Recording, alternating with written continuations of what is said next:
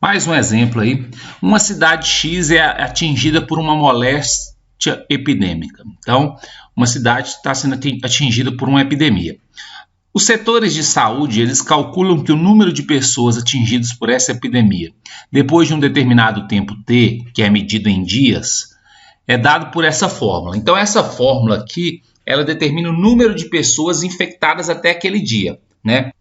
Por exemplo, se eu quiser saber quantas pessoas foram infectadas nos 6 primeiros dias dessa epidemia, eu vou substituir o T por 6. Aí vai me dar o total de pessoas contaminadas em 6 dias. Se eu quiser saber quantas pessoas foram contaminadas em 3 dias, aí eu vou substituir o T por 3. E assim por diante. Vamos lá então, letra A. Qual é a razão de expansão da epidemia no tempo T igual a 4? Razão de expansão é a mesma coisa que taxa de variação, né? Então, são formas distintas de falar a mesma coisa. Então, qual é a taxa de variação da epidemia em relação ao tempo, quando o tempo for igual a 4? Então, eu estou falando de um instante. Então, nós estamos falando de uma taxa de variação instantânea, ou seja, estamos falando da derivada. Então, nós vamos derivar a função em relação ao tempo, porque é isso que a gente está trabalhando aqui, ó. Derivando essa função em relação ao tempo, derivada de 64t é 64, derivada de menos t ao cubo sobre 3, como a variável está aqui em cima, eu posso derivar só a parte de cima e repetir a parte de baixo. Derivada de t ao cubo é 3t ao quadrado. O 3 vai cancelar com 3, vai sobrar só o t ao quadrado. E o menos que sobrou aqui, ó. Então, essa é a derivada. Essa é a taxa de variação instantânea. Letra A é só substituir o t por 4. Quando substitui o t por 4, faz a conta, vai dar 48. 48 pessoas por dia, porque é a expansão da epidemia em função do tempo. Aqui, essa função determina o número de pessoas contaminadas, 48 pessoas. E o tempo que é dado em dia. É como se, depois de 4 dias, a epidemia estivesse se expandindo a uma velocidade de 48 pessoas por dia. Então, a taxa de variação aqui, em relação ao tempo, fala um pouco sobre a velocidade com que essa epidemia está crescendo. Letra B.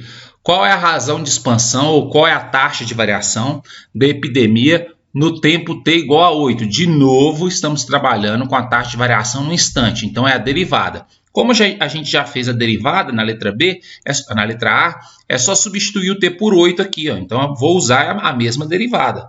Substituindo o T por 8, 8 ao quadrado de 64, 64 menos 64 vai dar 0.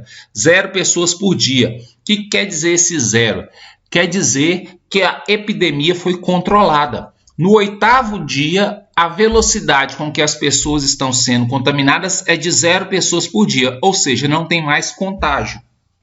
Quer dizer que a população, que a epidemia foi controlada. Então, razão de expansão, razão de crescimento, taxa de variação, são todas formas distintas de dizer a mesma coisa, correto? E ficar atento só a essa questão. Como nós estamos trabalhando com um instante, é a derivada. Letra C. Quantas pessoas serão atingidas pela epidemia no 5º dia? Então, aqui já não tem nada de derivada, é só usar a fórmula, porque a fórmula determina a quantidade de pessoas, certo? Muito cuidado, às vezes a pessoa erra esse tipo de exercício, porque ela vem aqui, substitui o T por 5, faz a conta e fala que chegou o resultado.